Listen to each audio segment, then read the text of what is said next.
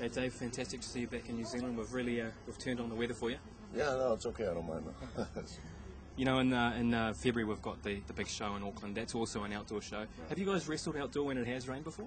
I've actually wrestled in 2 inches of water. You know, when I first started, it's not really glamorous when you're first starting out. You know, I've gone out there and I've wrestled at fairs in front of 5 people, and you know, in stormy, rainy weather. And, yeah, so it doesn't matter how hard it's pouring. We're going to be wrestling. You must have been quite disappointed at missing out at the last show, of course, with that tricep tear. Yeah, no, I was heartbroken. You know, I came over and promoted the tour and went back and told everybody how great the fans were and how great the nightlife was. We were gonna have such a good time, and then I got nothing but stories from all the other guys. So it's heartbreaking.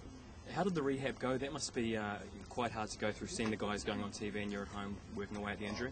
Yeah, it's brutal, but the rehab was good, the repair was good, which is an important thing. And, I always try to look at it like, at least I'm able to come back. There's certain guys who, haven't been able to bounce back and have injuries that have left them sidelined, permanently. So as long as I'm able to rehab and come on back, I'm pretty lucky.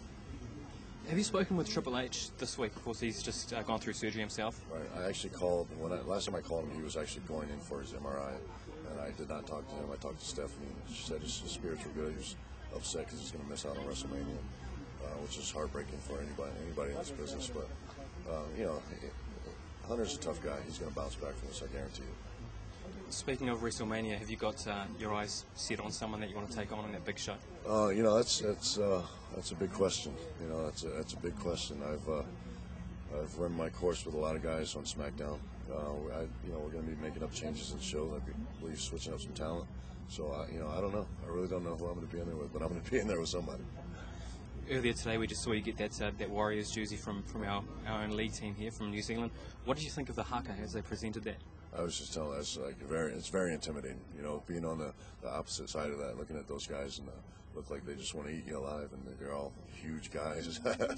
It's a little bit more than intimidating, but it was really cool, and I was honored.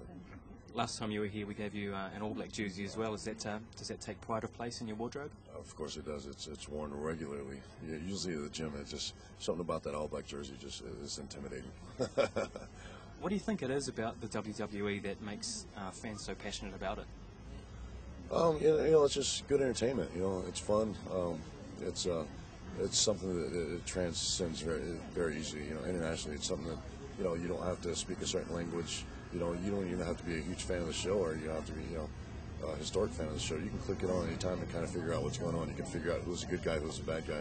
That's the art of kind of telling stories in the ring. And it's very simple. It's good fun. Finally, which is tougher, working a crowd of 20,000 people or bringing up 2 daughters? Oh, $2 by far. Compared to bringing up $2, working 20,000 people is a piece of cake.